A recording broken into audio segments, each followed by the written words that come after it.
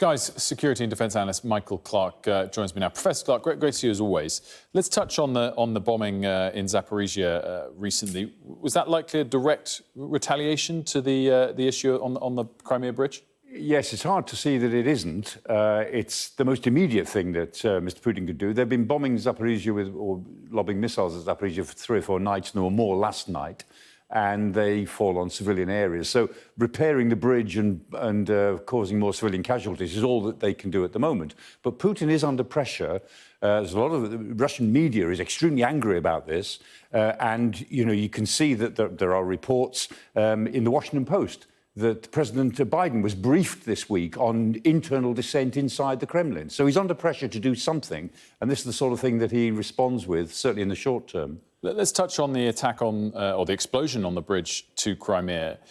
Talk through us the significance of that explosion, both logistically for Russia and symbolically. Yeah, this is a good question, Wilf, because it's all about range. I mean, there have been 3 big attacks in Crimea in the last couple of months. So the attack on Saki Air Base, on the Zankoy ammunition base, Saki Air Base here, the Zankoy ammunition centre here, and the Kerch bridge. And they're all out of range of the artillery that we know the Ukrainians have got.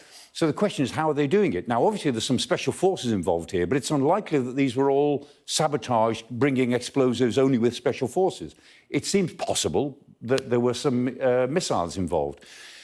The Ukrainians, are not supposed to have the JATACMS, but it looks as if they may well have, because the JATACMS missile, it's a missile that can go 180 miles. It is within range if they fire it within their areas. There's your JATACMS. It looks a bit like an old moon rocket, but it can be fired from a multiple launch rocket system. And normally those systems take either 6 or 12 smaller missiles. You can replace the pod with just one that takes one of those.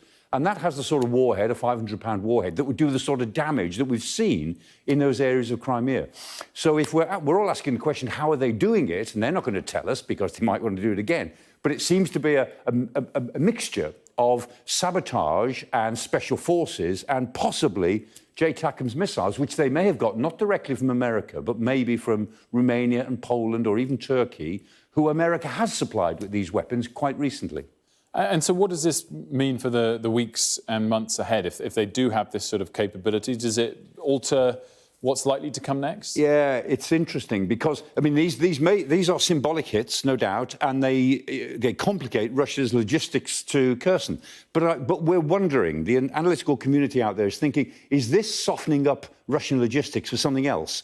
I mean, the Ukrainians are attacking in Donetsk. They're moving into Luhansk and they're trying to take back the Donbass. They're doing very well in Kherson. They may well take Kherson in the next few weeks. I mean, they've got 2 big attacks going on which are successful.